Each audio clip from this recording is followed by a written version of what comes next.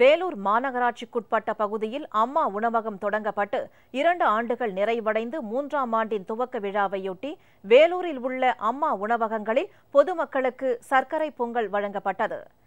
ஏழை எளிய நடுத்தர மக்கள் மலிவு விலையில் சுகாதாரமான மற்றும் தரமான உணவை வயிறார உண்ணும் வகையில் சென்னை, மதுரை, கோவை, திருச்சி, திருநெல்வேலி, சேலம், வேலூர், திருப்பூர், தூத்துக்குடி மற்றும் ஈரோடு ஆகிய 10 மாநகராட்சிகளில் முதலமைச்சர் செல்வி ஜெயலலிதா அம்மா உணவகங்களை தொடங்கி வைத்தார். அனைத்து தரப்பு மக்களிடம் மிகுந்த வரவேற்பை பெற்றுள்ள அம்மா உணவகங்களில் லட்சக்கணக்கானோர் பசியார உண்டு மகிழ்ந்து வருகின்றனர். இந்நிலையில் கடந்த 2013ஆம் ஆண்டு ஜூன் மாதம் 2ஆம் தேதி வேலூர் மாநகராட்சி பகுதியில் அம்மா உணவகங்களை காணொலி காட்சி மூலம் முதலமைச்சர் செல்வி ஜெயலலிதா திறந்து வைத்தார். வேலூர் மாநகராட்சிக்குட்பட்ட காந்திநகர், அண்ணா சாலை, கஸ்பான் நெடுந்தெரு, விருப்பாட்சிபுரம் மாநகராட்சி வணிக வளாகம், சத்துவாச்சாரி கலெக்டர் அலுவலகம் உள்ளிட்ட 10 இடங்களில் அம்மா உணவகங்கள் தற்போது செயல்பட்டு வருகின்றன.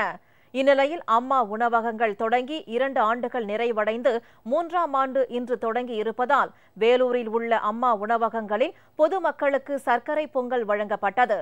அம்மா உணவகங்களில் 1 இட்லி 1 ரூபாய், சாம்பார் சாதம் 5 ரூபாய், தயிர் சாதம் 3 ரூபாய் என விற்பனை செய்யப்படுகிறது.